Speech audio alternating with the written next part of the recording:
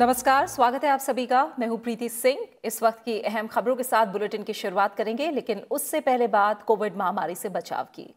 Corona महामारी के खिलाफ पूरा देश एकजुट होकर लड़ रहा है। आप भी हमारे साथ सुरक्षा और बचाव के एहतियाती उपायों का संकल्प लें। अपना मास्क अच्छी तरह से पहनें, 2 गज की दूरी का पालन करें, सुरक्षित दूरी बनाए रखें, साथ ही हाथों को बार बार धोएं।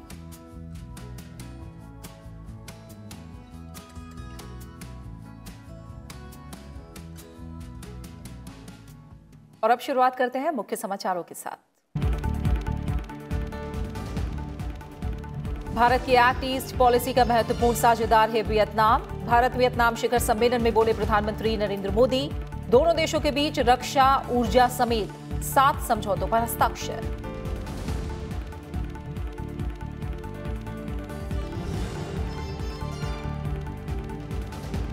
वैश्विक विकास के लिए व्यापक हो चर्चा का एजेंडा। भारत जापान संवाद सम्मेलन में प्रधानमंत्री नरेंद्र मोदी ने कहा, खुले, लोकतांत्रिक और पारदर्शी समाज नवाचार के लिए सबसे उपयुक्त। भारत में विश्व स्तरीय बौद्ध पुस्तकालय तैयार करने का दिया प्रस्ताव।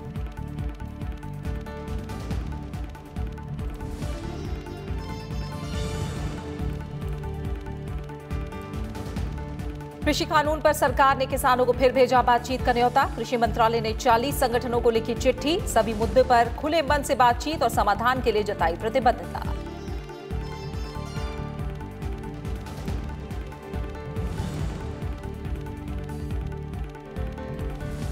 कोविड-19 महामारी से निपटने के लिए गृह मंत्रालय संबंधी संसदीय स्थायी समिति ने की केंद्र सरकार की तारीफ।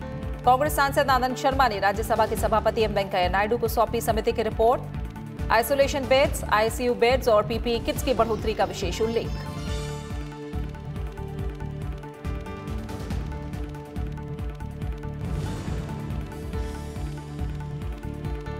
ब्रिटेन में कोरोना का नए तरह का वायरस मिलने के बाद लागू किया गया श्रेणी 4 का लॉकडाउन।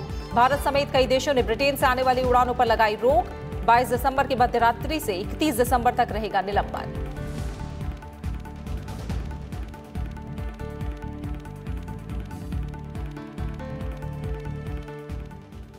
प्रधानमंत्री नरेंद्र मोदी ने आज वियतनाम के प्रधानमंत्री नुएन युआन फुक के साथ वीडियो कॉन्फ्रेंसिंग के माध्यम से शिखर सम्मेलन में शिरकत की। दोनों नेताओं ने व्यापक द्विपक्षीय, क्षेत्रीय और वैश्विक मुद्दों पर चर्चा की और भारत वियतनाम व्यापक साझेदारी पर बात की। प्रधानमंत्री नरेंद्र मोदी ने कहा कि यह वर्चुअल सम्मेलन द्विपक्षीय संबंधों को और मजबूत करने के लिए दोनों देशों की प्रतिबद्धताओं को दिखाता है। उन्होंने कहा कि वियतनाम भारत की एक्ट ईस्ट पॉलिसी का एक महत्वपूर्ण स्तंभ है और इंडो पैसिफिक विजन का महत्वपूर्ण साझेदार है। वियतनाम भारत की एक्ट ईस्ट पॉलिसी का महत्वपूर्ण स्तंभ है और हमारे इंडो पैसिफिक विजन का एक महत्वपूर्ण सहयोगी है। हमारी कॉम्प्रिहेंसिव स्ट्रेटेजिक पार्टनरशिप का दायरा आज बहुत विस्तृत है। हमारे बीच आपसी संपर्क भी तेजी से बढ़ रहे हैं और नए क्षेत्रों में फैल रहे हैं। हम वियतनाम के साथ अपने संबंधों को एक लॉन्ग टर्म और स्ट्रेटेजिक व्यू से देखते हैं। इंडो पैसिफिक रीजन में पीस, स्टेबिलिटी एंड प्रॉस्पेरिटी हमारे साझा उद्देश्य हैं। इस क्षेत्र में स्थिरता और शांति कायम रखने के लिए हमारी साझेदारी महत्वपूर्ण योगदान दे सकती है। प्रधानमंत्री ने कहा कि अगले साल भारत और वियतनाम संयुक्त राष्ट्र सुरक्षा परिषद के सदस्य होंगे, इसलिए वैश्विक नजर से आपसी सहयोग का महत्व अधिक है। उन्होंने कहा कि दोनों देश साझा विजन डॉक्यूमेंट 2021-23 को लागू करेंगे, जो द्विपक्षीय सहयोग को बढ़ाने के लिए कार्य योजना है।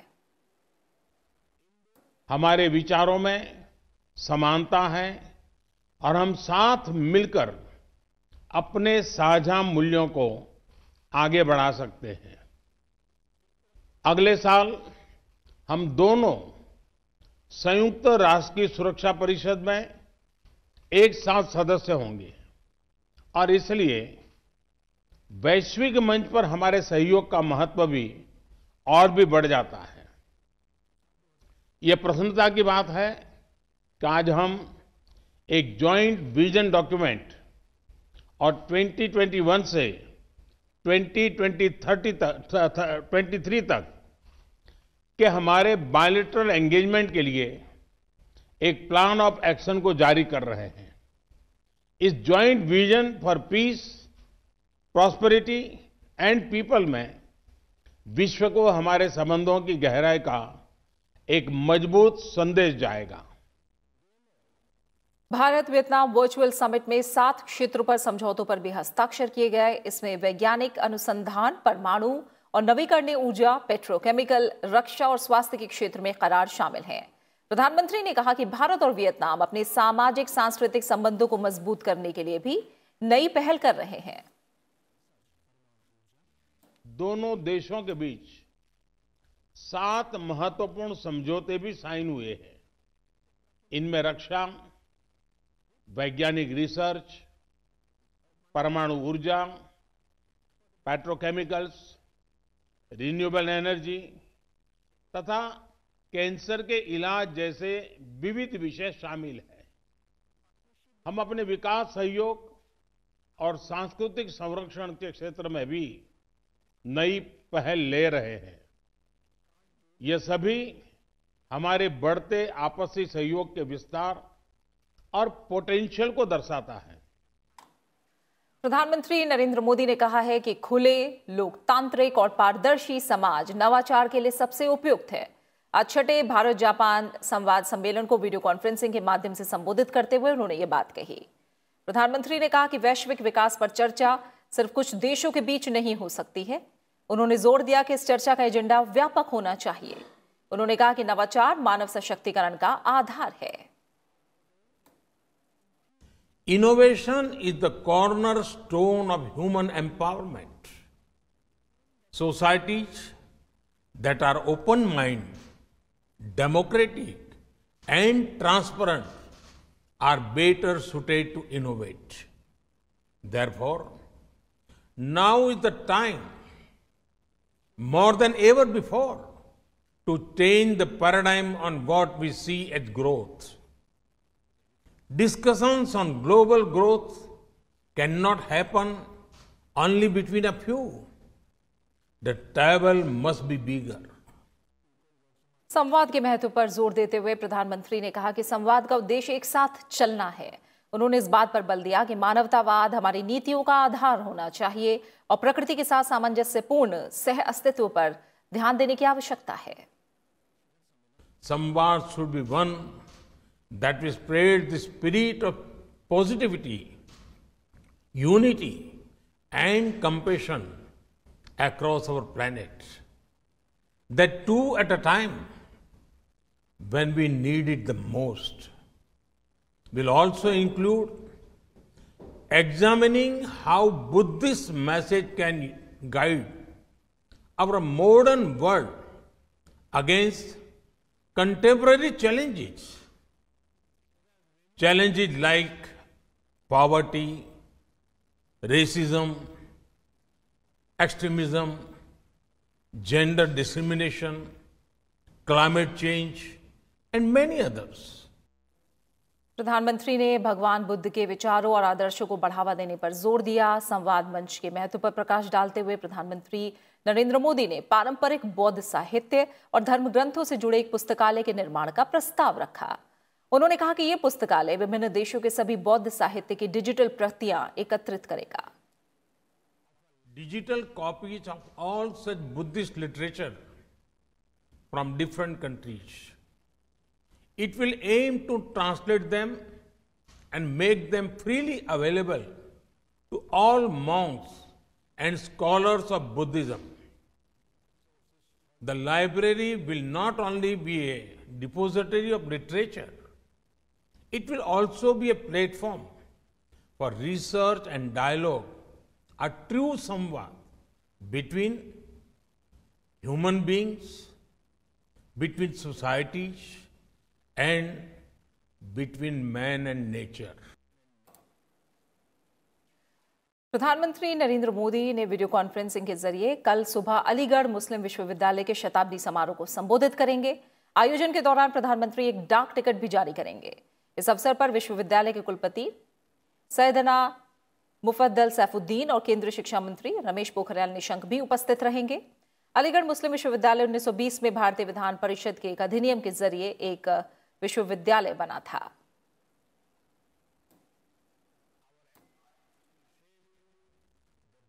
सरकार ने आंदोलनकारी किसानों से अगले दौर की वार्ता के लिए तारीख तय करने को कहा है। कृषि मंत्रालय में संयुक्त सचिव विवेक अग्रवाल ने किसान संगठनों को लिखे पत्र में उनसे मुद्दों को हल करने के लिए बातचीत का आग्रह किया है। उन्होंने कहा कि केंद्र किसानों की तरफ से उठाए गए सभी मुद्दों का खुले मन के साथ सही हल ढूंढने के सभी प्रयास कर रहा है। विवेक अग्रवाल ने कहा कि सरकार मुद्दे का हल ढूंढने के लिए दिल्ली के विज्ञान भवन में अगले दौर की बैठक आयोजित करने की इच्छुक है। उन्होंने पत्र में लिखा कि सरकार ने कई अन्य किसान संगठनों के साथ बैठक की और इस मुद्दे पर उनके सुझाव मांगे। किसानों के नेताओं ने कृषि कानूनों के कुछ प्रावधानों को संशोधित करने के सरकार के मसौदा प्रस्ताव को खारिज कर दिया था और बैठक में भाग लेने से इनकार कर दिया था। इसके बाद किसानों और सरकार के बीच छठे दौर की बातचीत रद्द हो गई थी।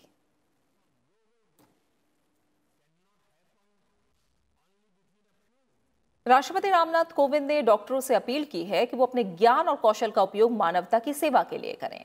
लखनऊ के किंग जॉर्ज चिकित्सा विश्वविद्यालय के 16वें दीक्षांत समारोह को संबोधित करते हुए राष्ट्रपति ने कहा कि हमारे देश में हेल्थ केयर सेक्टर ऐसा बने जिससे पूरे विश्व में क्योर इन इंडिया एक मुहावरा बन जाएगा। चिकित्सा पेशे में महिलाओं की बढ़ती संख्या पर संतोष व्यक्त करते हुए उन्होंने कहा कि हमारी बेटियां 21वीं सदी के समावेशी भारत के निर्माण में अपना विशेष योगदान देंगी। राष्ट्रपति ने लोगों का जीवन बचाने में कोरोना योद्धाओं के योगदान की सराहना करते हुए कहा कि विश्वविद्यालय के पूर्व और वर्तमान छात्र चिकित्सा के क्षेत्र में उल्लेखनीय कार्य कर रहे हैं। विश्वविद्यालय ने 9 लाख से अधिक कोविड नमूनों का परीक्षण करके बेहतर योगदान दिया है। सन 2020 के दौरान पूरी दुनिया के लोग वैश्विक महामारी कोविड का सामना करते रहे। हमारे देश की आबादी विशाल और घनी होने के कारण ये चुनौती हम सबके लिए और भी गंभीर हो सकती थी, लेकिन केंद्र और राज्य सरकारों द्वारा समय रहते उचित कदम उठाए जाने से इस महामारी पर यथासंभव नियंत्रण रखा जा सका है। खबरें जारी है, लौट रहे हैं एक छोटे से ब्रेक के बाद।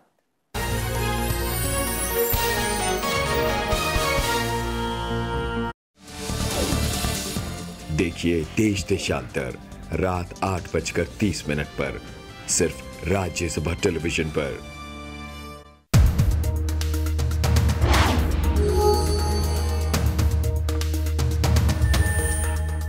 कौन सा समूह या संरचना जैविक विविधता अधिनियम सन 2002 का हिस्सा है? आपके विकल्प हैं ए पर्वत, बी महासागर, सी वनस्पति और जीव और डी पत्थर या पाषाण समूह। सही जवाब देखिए आज रात 8:30 बजे सिर्फ राज्यसभा टीवी पर।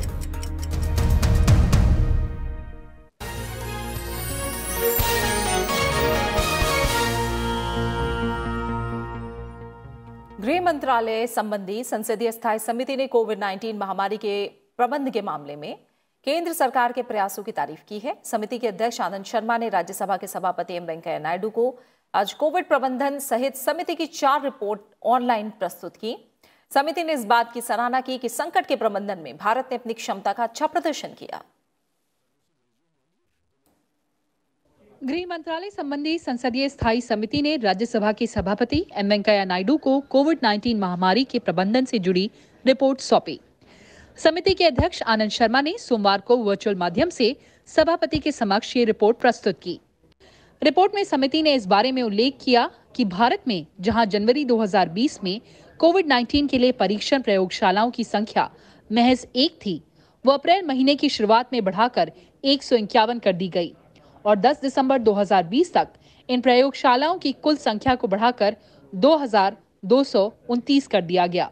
इसके अलावा कोरोना संक्रमित रोगियों की इलाज और देखभाल के लिए अप्रैल के मध्य में देश भर में उपलब्ध आइसोलेशन बेड की संख्या 1,74,000 थी, जिन्हें 10 दिसंबर तक बढ़ाकर 15 लाख कर दिया गया। इसके अलावा आईसीयू बेड्स और पीपी किट के मामले में भी काफी बढ़ोतरी हुई।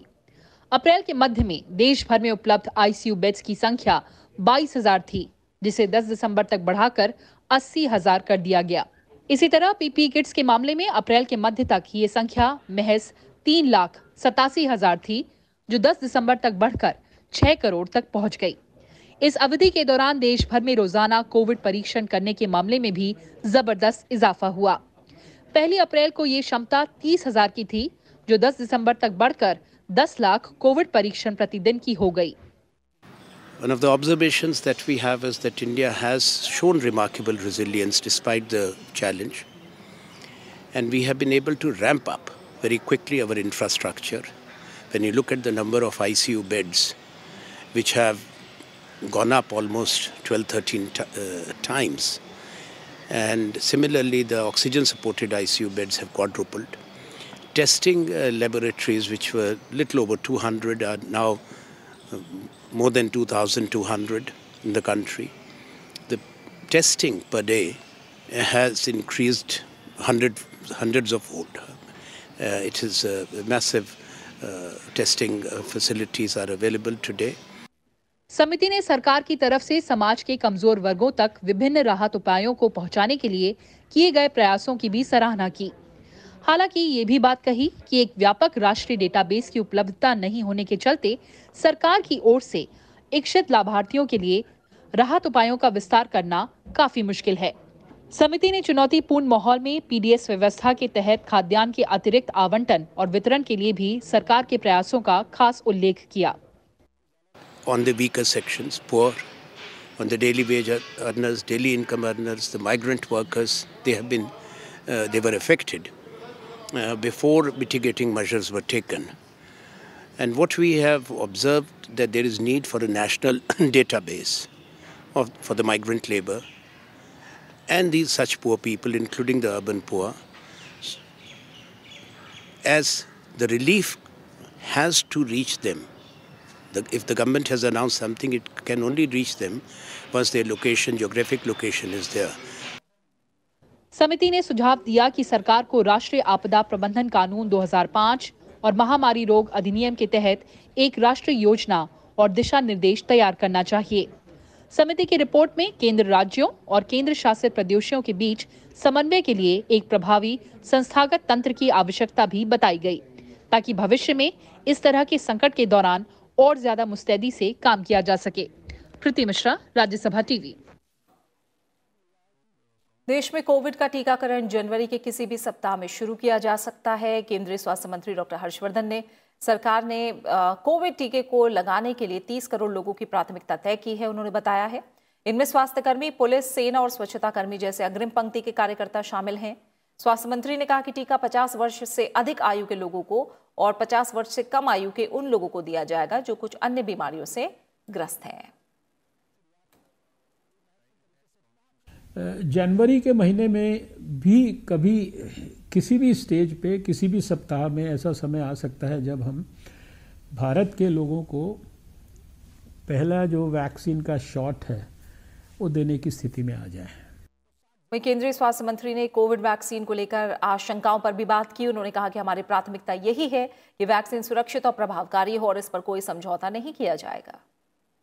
दुनिया में किसी से भी पहली बात तो यह है कि भारत वैक्सीन के डेवलपमेंट की दृष्टि से, वैक्सीन के रिसर्च के मामले में किसी से भी कम नहीं है और किसी से भी पीछे नहीं है। वैक्सीन इफेक्टिव भी होनी चाहिए, सेफ भी होनी चाहिए और इम्यूनोजेनिक उसका रिस्पांस भी ठीक होना चाहिए। इसमें भारत किसी भी किस्म का कोई कॉम्प्रोमाइज़ नहीं करने वाला है।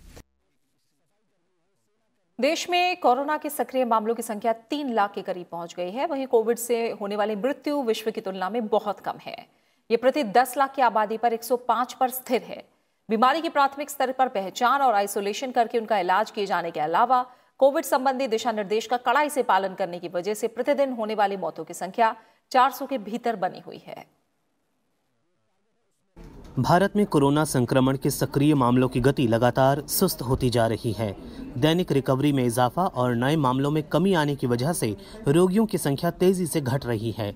स्वास्थ्य मंत्रालय के मुताबिक भारत में रिकवरी दर 95.53% तक पहुंच गई है और स्वस्थ होने वालों की कुल संख्या बढ़कर 96,06,000 से अधिक हो गई है। फिलहाल देश भर में 24,337 नए मामले सामने आए हैं, जिसे मिलाकर देश में अब तक कुल संक्रमित मामलों की संख्या बढ़कर 1,55,00,000 के पार पहुंच गई है, जबकि 25,709 मरीज स्वस्थ हुए हैं, जिससे सक्रिय मामले घटकर 3,03,000 के करीब पहुंच गए हैं। देश में कुल सक्रिय मामले 3.02% रह गए हैं। वर्तमान में देश में मृत्यु दर 1.45% है, जो शेष दुनिया की तुलना में काफी कम है। पिछले 24 घंटे में देश में 333 लोगों की मौत के साथ अब तक मरने वालों की संख्या 1,45,810 हो गई है। ICMR के मुताबिक देश में रविवार को 9 लाख से ज्यादा नमूनों की जांच की गई। इसके साथ ही अब तक कुल 16 करोड़ 20 लाख से ज्यादा नमूनों की जांच की जा चुकी है। Bureau report, Rajya Sabha TV. इस बीच भारत ने ब्रिटेन से आने और जाने वाली फ्लाइटों पर अस्थायी पाबंदी लगा दी है। केंद्रीय नागरिक उड्डयन मंत्री हरदीप सिंह पुरी ने कहा है कि यूनाइटेड किंगडम में कोरोना महामारी की स्थिति को देखते हुए भारत सरकार ने एहतियातन ये कदम उठाया है। 22 दिसंबर से ये प्रतिबंध 31 दिसंबर तक जारी रहेगा। उन्होंने कहा कि जो भी यात्री हाल में यूके से आए हैं उनका कोरोना टेस्ट किया जाएगा। यही नहीं, मंगलवार तक एयरपोर्ट पर ब्रिटेन से जो भी विमान आएंगे उनके यात्रियों का RT-PCR टेस्ट किया जाएगा। जिनकी रिपोर्ट पॉजिटिव आएगी उन्हें क्वारंटीन सेंटर भेजा जाएगा। साथ ही बाकी लोगों को भी 7 दिन के होम आइसोलेशन में रहना होगा। There are statements made by senior political leaders, including the British Health Secretary, that this new virus strain, which has been reported, is spreading at an alarming rate. Therefore, we have decided, starting from 23:59 hours Tuesday, 22nd December, all flights to and from the United Kingdom will be temporarily suspended till 31st December of this year. Between now and then, those who are in the pipeline will be subjected to a 100% mandatory RT-PCR test. Those who test positive will have to be undergoing 7 days institutional quarantine. Even those who are negative, who don't have any symptoms, will be subjected to medical monitoring. Britain में corona virus का नया strain मिला है, जिसे बेहद संक्रामक बताया जा रहा है। इस साइलेंट वायरस से बहुत ज्यादा लोग बीमार पड़ रहे हैं। इसकी वजह से ब्रिटेन में महामारी के बाद से किसी एक दिन में अब तक संक्रमण का सबसे बड़ा आंकड़ा दर्ज किया गया है। हालात को देखते हुए ब्रिटेन की सरकार ने सबसे सख्त Tier 4 लॉकडाउन लगा दिया है। सभी गैर जरूरी यात्रा को प्रतिबंधित कर दिया गया है। कोरोना के नए स्ट्रेन मिलने के बाद से ब्रिटेन के पड़ोसी देशों ने बॉर्डर सील कर दिया है। वहीं कई देशों ने ब्रिटेन आने जाने पर पाबंदियां लगा दी हैं। इसने भारत की चिंता भी बढ़ा दी है।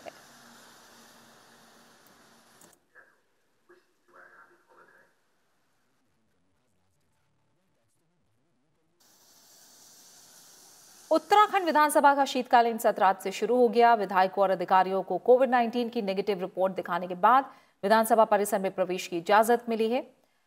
शीतकालीन सत्र में पहले दिन सबसे पहले दिवंगतों को श्रद्धांजलि दी गई। उत्तराखंड विधानसभा के शीतकालीन सत्र में 4,063.79 करोड़ का अनुपूरक बजट पेश किया गया।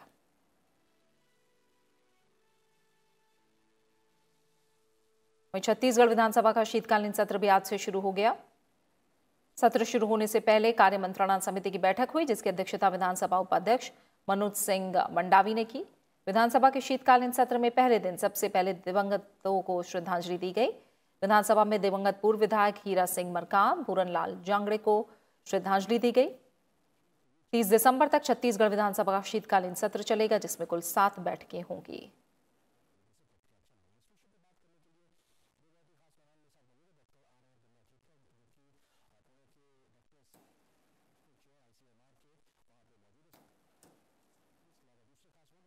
कांग्रेस के वरिष्ठ नेता और पूर्व राज्यसभा सांसद मोतीलाल वोरा का आज निधन हो गया। मोतीलाल वोरा 93 साल के थे और कल ही उन्होंने अपना जन्मदिन मनाया था।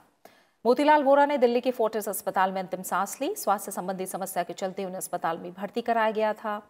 कुछ दिनों पहले ही वो कोरोना वायरस से संक्रमित भी हुए थे। बतौर राज्यसभा सदस्य मोतीलाल वोरा का कार्यकाल इसी साल अप्रैल में पूरा हुआ था।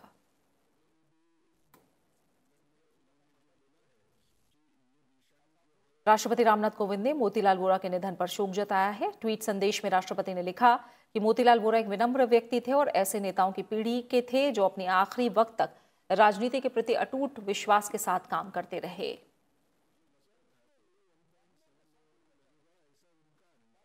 उपराष्ट्रपति और राज्यसभा के सभापति एम वेंकैया नायडू ने भी दिवंगत मोतीलाल वोरा के निधन पर गहरा शोक जताया है। उन्होंने ट्वीट संदेश में कहा कि राज्यसभा के वयोवृद्ध भूतपूर्व सदस्य मोतीलाल वोरा वरिष्ठ सदस्य के रूप में जन कल्याण के विषयों पर अपने विचार रखते रहे। सभापति ने शोक संतप्त परिजनों और सहयोगियों के प्रति हार्दिक संवेदनाएं भी प्रकट की हैं।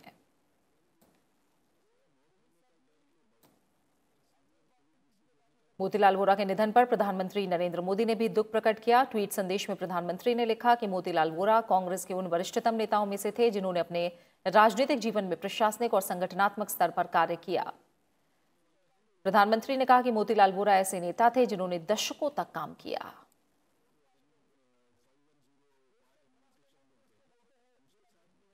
मोतीलाल वोरा के निधन पर कांग्रेस ने ट्विटर पर लिखा कि केंद्रीय मंत्री से लेकर मध्य प्रदेश के मुख्यमंत्री तक जनहित ही मोतीलाल वोरा के जीवन का उद्देश्य रहा।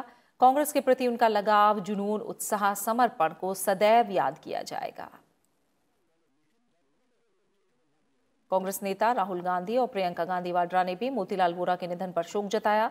ट्वीट संदेश में राहुल गांधी ने लिखा कि मोतीलाल वोरा एक सच्चे कांग्रेसी थे और उनकी शख्सियत अद्भुत थी। वहीं प्रियंका गांधी वाड्रा ने ट्विटर पर लिखा कि मोतीलाल वोरा कांग्रेस की विचारधारा के प्रति निष्ठा, समर्पण और धैर्य के प्रतीक थे। लंबे समय तक कांग्रेस कोषाध्यक्ष रहे मोतीलाल वोरा ने मुख्यमंत्री, राज्यपाल, केंद्रीय मंत्री समेत कई संवैधानिक पदों पर काम किया। वो 2 बार मध्य प्रदेश के मुख्यमंत्री रहे। उन्होंने उत्तर प्रदेश के राज्यपाल का पदभार भी संभाला। मोतीलाल वोरा अप्रैल 1988 में राज्यसभा के लिए पहली बार निर्वाचित हुए। इसके बाद कई मर्तबा उच्च सदन के सदस्य बने।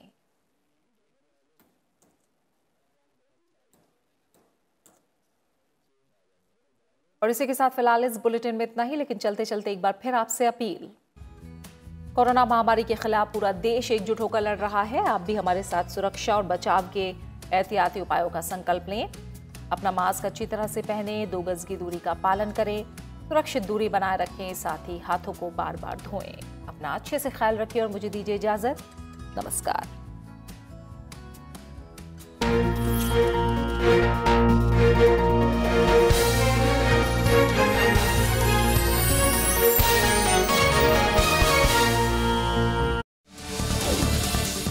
देखिए देश देशांतर।